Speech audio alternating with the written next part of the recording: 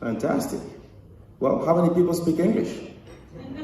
All of you. So when I say good afternoon, you say? Good afternoon. There you go. So that's off to a good start. I chose a very interesting topic, one that will certainly provoke the minds of the people here. You know, think of the word, the Wallstreet of Africa. And I'm giving a use case for the DRC. Why the DRC? That's because I'm the son of the soil. I am from the DRC. I live in South Africa and I've been there for about 17 years. I want to show you this particular slide that actually raises eyebrows. $24 trillion of an estimated untapped supply of mineral deposits, of which one of the largest, of coltan, comes from the DRC. But the question is, how can we possibly tap into that? How can we leverage what everybody else has been able to do today to ensure that collaboratively we're able to get on the path to helping tap into these mineral resources? How many of you guys here are using a smartphone? Come on, please raise your smartphone. Do you know where the particle or the components of your smartphones are actually coming from? Who knows? The DRC, right? Now, before I carry on any further, I'm pretty sure that a lot of people here do not know who I am. My name is John Lombela, originally from the DRC. I was born there and I speak French, and I live in South Africa. It's been about 17 years. I am an entrepreneur, somebody who always sees great opportunities, and the blockchain technology today has given me a global voice.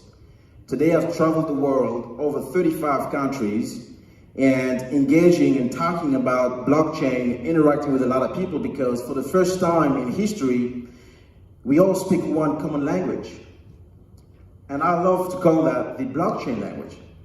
The kind of a language that allows us to be able to communicate for a common goal. We here, I see for the first time in my travel around the world, my brothers from Nigeria who are looking to raise capital from the UAE. But at the same time as well, I've been in California, Los Angeles, where some folks in the US are trying to raise capital from us. So the blockchain technology allows us to be connected for the first time in history, and irrespective of our political agendas or cultural backgrounds or you know, religious beliefs, we were able to collaborate because we believe in one thing, and that's the blockchain technology. But I'm a software engineer at heart. I do write software code, although I stopped doing that over the last couple of years and focusing on building a much more global business focused around blockchain technology. With the initial core on Innovecs Capital, what we did there, it was building an international investment advisory firm, a consulting firm as well. So we've been able to build a successful network around the globe, comprising of people like you. We were able to have access immediately to the guys with resources, but also able to answer some of the immediate questions that are asked to us. We also have a very tiny small fund. The reason for that specific fund was for me to turn some of the data we see in the DRC, for example, but also in South Africa. I think the last time that I gave the example here was in May, where you can walk into somebody's room in the DRC, extremely wealthy guy, and he will show you a case of millions of dollars at home, not necessarily in the bank account. But this is because these people are not trusting the banks. They are not trusting the people around to be able to carry out their capital. So we wanted to be able to put that to good use, and Innovecs Capital was born with that perspective in mind, providing a professional service to these people so that we could actually show them, help them to manage more efficiently their capital. And a lot of them are actually looking for great opportunities, and they cannot necessarily reach out to events like these for them to be able to raise capital. As a global blockchain evangelist, I've been around the world. I mean, this is one of the quite a few events. I've been in Malaysia, and the one in the middle there was in Nigeria. I was there.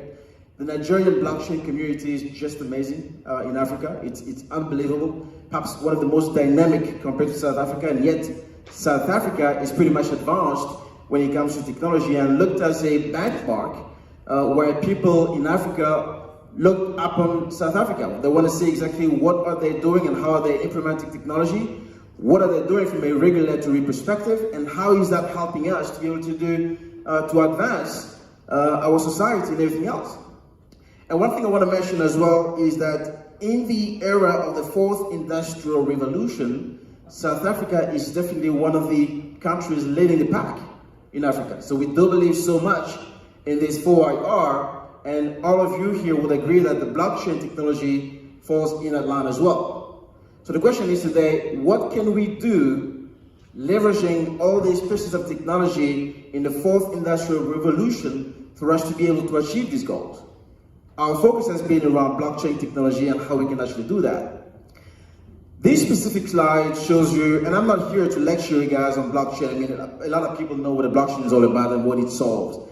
Some of the problems that it is solving across Africa, you guys can pretty much read that, but the one number 5 that I want to focus on is around responsible sourcing of mineral supplies.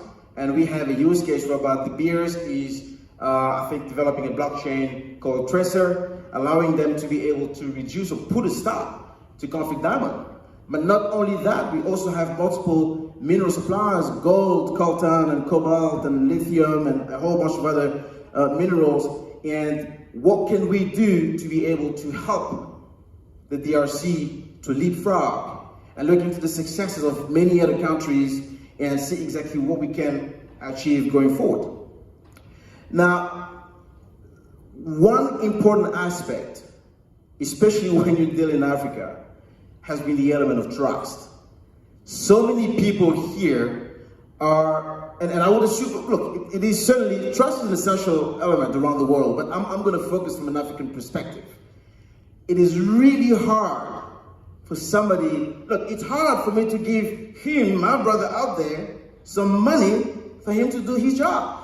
I was giving an example to Grady, a good friend of mine that I met from Liquid, and telling him that it's harder for a startup company in Africa to get a $20,000 or $50,000 from me for him to be able to kick off his project, his startup, than it would for me to actually spend $20,000 on entertainment. It is really hard. So with my money, if I spend that money in entertainment, look, I want to show off. I want the people to know exactly who I am and what I do and what not. But the narrative changes when these guys are looking to raise money. And that's why most of these projects, they figure out that, you know what, blockchain technology somehow solves this problem. We've seen it with the ICO age, how people were able to raise hundreds of fifties of millions of dollars within minutes. And many of these projects failed. Now, what I'd like to do here is to show, but I'm not going to spend too much time on this slide here, whereby I normally explain to these guys from the foundation, the fundamental definition of trust from a dictionary perspective, looking into as a verb or as a noun. But the one that is really interesting to me is how I'm able to debunk the word trust from a blockchain perspective. And as I talk about each one of these letters, starting with the letter T, we all know one of the main reasons why blockchain was created, to be able to provide transparency. And because I'm talking about the blockchain, the tokenization of the mineral supply, the transparency is one of the key elements for us to be able to trace exactly the source, the origin of these minerals. The other element is the reputation. It is highly important to be able to trust your source. If we do believe that reputation is a key element for us to be able to buy as a consumer in the end that particular product, I need to know where it originated from. I need to probably be able to understand high level how that was actually sourced throughout the entire chain and eventually make a decision to buy. One of the most important elements here is the aspect of immutability. So unalterable comes in as an element whereby through tokenization, through these tokens on the blockchain, we're able to write a permanent record of a transaction that will determine exactly the source of these minerals. And the other key element here as well is around the smart contract. And finally, the token economy. Now, with the token economy, this brings me to mentioning quite a few slides here. So, tokenizing the mineral supply. It is important to understand that the blockchain technology allows us to be able to provide some of the incentive models, okay? And eventually we can also use fungible and non-fungible token for us to be able to tokenize the mineral supply. I'm not going to go into the technical in-depth of this. The following slide is where I'm going to spend my time to tell you exactly what we have gained as traction within the DRC for us to be able to unpack and eventually build it as the so-called Wall Street of Africa. So, not this particular slide, I'm just going to skip this one here because I think Gustavo is going to take the stage shortly. This is what we are doing pretty much. We've been able to build a successful relationship. When I mention the government relationship, we're talking about the president. How many of you guys here know that there is a new president in the DRC? Fantastic. So this president is young, ambitious. This president is following the footsteps of his neighboring country, Rwanda, whereby the Paul Kagame has leapfrogged and is utilizing technology as a means for him to be able to gain a certain advantage. A lot of people are saying that he is building the next Singapore or Silicon Valley in Kigali or in Rwanda. The new president of the DRC believes so much in technology and entrepreneurs that we as entrepreneurs have the unique opportunity to change the landscape, to change the game, and helping him to succeed. Part of our project called Ubuntu digital platform has been endorsed by the presidency's office, allowing us to be able to provide an underlying platform that can help the government to be able to tap into this. But for us to achieve that goal, one of the elements has been, I'm going to talk about the large-scale mining aspect. So we have a unique exemption. We have an exemption from the presidency's office for us to be able to pilot the program with one of the 5 large mining companies that will be able to pay an average of $20 million into our pilot program, bringing it to an amount of $100 million or more, for us to be able to give them on a yielded basis an opportunity to operate under the old mine code, because the new one is kind of squeezing out of their profit, and we are able to provide this to them as part of our blockchain initiative. But we all know as well that the guys who are suffering the most are the artisanal miners. Currently, these people do not have access to the resources. They don't have access to all the equipment they need for them to be able to succeed. And our program is there to help them achieve those goals.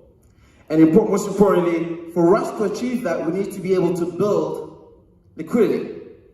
And as we go in events like these, it is quite important for us to meet some of the relevant partners. For example, having great conversation with Liquid, who happen to be one of the global providers of liquidity, and entering a strategic conversation with them to see exactly how we can solve some of the DRC's issues when it comes to the mineral supply. And this is exactly how we are going to put it together, by putting on a global trade exchange platform, allowing you guys to be able to, for the first time, invest in the DRC in a platform that gives you full transparency, total security, because it will comply to international standard. This is exactly how, by bundling all this together, we don't need to reinvent the wheels. We have been able to partner with all the right protocols along the chain and give an opportunity to help this president succeed, so that he can take the country from the step it is right now into the next level. Thank you very much, guys, for listening to this, and I hope that you will be able to participate in this journey. Thank you.